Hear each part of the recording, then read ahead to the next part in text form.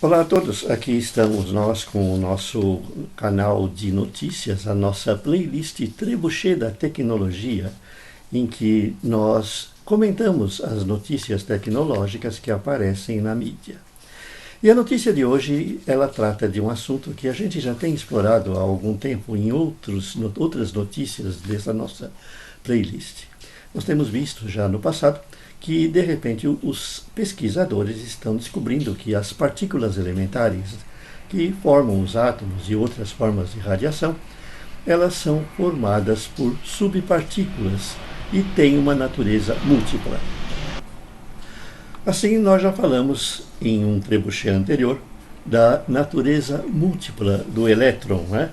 Que os elétrons eles são formados por duas quasi-partículas, que elas estão praticamente enlaçadas, né? Que é o spinor e o orbiton, né?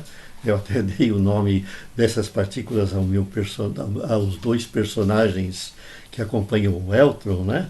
O spinônio e o orbitônio, né? Que vocês podem ver, né, nos nossos vídeos e no nosso Facebook, que constantemente eu coloco piadinhas com eles, né? E na seção de Trapalhadas do Eltron. Mas o que significa isso? Significa que as subpartículas, na realidade, elas teriam um comportamento até múltiplo e seriam formadas por subpartículas nas quais elas poderiam se desmembrar, né?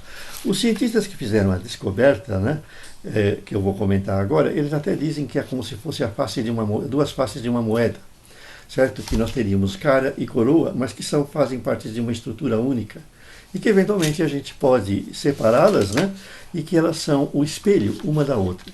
Isso acontece agora com a luz. Então descobriram que os fótons eles também têm uma natureza múltipla, né? Uma natureza, vamos dizer, que em princípio é formada por duas partículas, né? E essa descoberta foi feita pela professora Lorenza Viola, da Universidade de Dartmouth, nos Estados Unidos, né? E, segundo ela diz, né, que é uma grande mudança de paradigma na hora que a gente analisa as subpartículas, né? Porque elas conseguem, com essa descoberta, a gente associando a uma partícula outras subpartículas, a gente consegue explicar certos fenômenos que até então eram difíceis de entender, como, por exemplo, como é que um elétron consegue passar por dois furinhos ao mesmo tempo, um fenômeno de interferência que vocês bem conhecem, né? O que mostra que ele tem uma natureza dupla, né?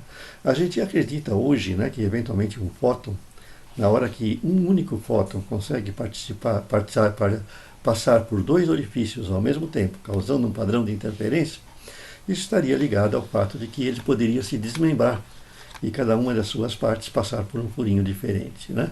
Então tudo isso mostra, né, que a gente tem aí uma nova abordagem para as partículas que formam o nosso mundo.